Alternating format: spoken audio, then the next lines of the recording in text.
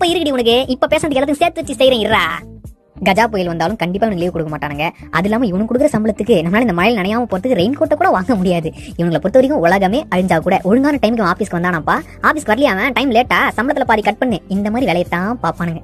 இவங்களை வச்சுக்கிட்டு இவனுக்கு கம்பெனி இருக்கிற வரைக்கும் இவனுக்கு சொல்றதெல்லாம் திட்டு வாங்கிட்டு இப்படியே சகிச்சுட்டு போகணும். சீக்கிரமா வேற கம்பெனி மாறோம்டா. நான் செய்யற வேலையில மட்டும் 1008 குறை கண்டுபிடிக்கிற. குறை சொல்ற குறைங்க. உனக்கும் ஒர்க் பண்ண தெரியாது, உனக்கும் சேர்த்து நான் தான் உழைச்சாவணும். குறை சொல்லாம இருந்தா வச்சோம் நிம்மதியா ஒர்க் பண்ணுவோம்லடா.